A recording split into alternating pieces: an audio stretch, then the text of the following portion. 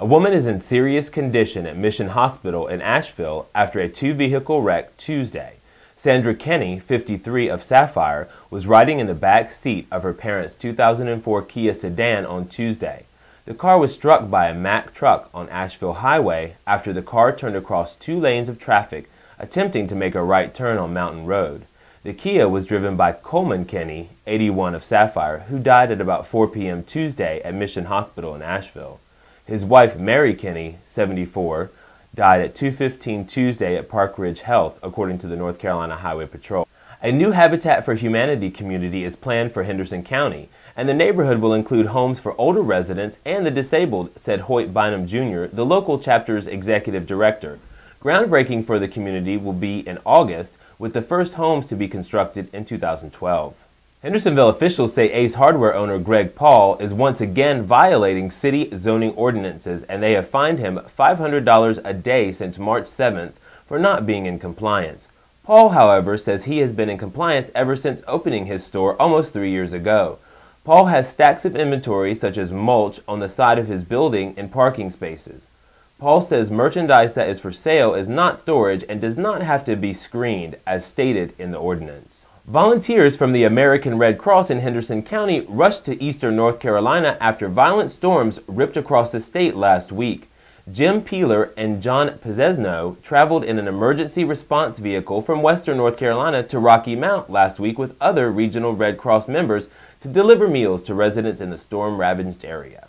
A Hendersonville woman has been arrested and charged with embezzling more than $100,000 from a local Elks Lodge over a 2-year period when she was an employee. Sheila Elliott, 62, of Hendersonville, was arrested in March and charged with embezzlement for allegedly taking $100,515 from Elks Lodge 1616 on Justice Street in Hendersonville from July 1, 2008 until July 16, 2010. Several Henderson County residents got a behind-the-scenes look at the Carl Sandburg Home National Historic Site this week as part of Experience Your National Park Week. The group of residents was given an overview of the national park system, followed by more comprehensive information about the Carl Sandburg home. They were also treated to a unique look at the archives of Connemara and shown the historic hemlock trees on the property. Get ready to go fly a kite on Saturday, April 23rd. The 14th annual Mighty Kite Flight will be held in Bon Clarkin in Flat Rock. Barbara Hughes, owner of Narnia Studios and creator of the Mighty Kite Flight, said the first 25 kids who come accompanied by an adult will receive a free kite, and experienced kite flyers will be on hand to assist and give tips. The event takes place on the soccer fields of Bon Clarkin on Pine Drive in Flat Rock from 12:30 p.m. to 4:30 p.m. 2 people were taken to the hospital Wednesday morning after lightning struck a tree at Brevard College. One student and another person were standing in a campus parking lot near the tree, which sits between the gym and the village's residence hall. Although the individuals were not struck directly by lightning, they were taken to Transylvania Regional Hospital as a precaution. With chants of "Hey, hey, ho, corporate greed has got to go," nearly 36 residents staged a peaceful lunch hour protest last week outside of Bank of America.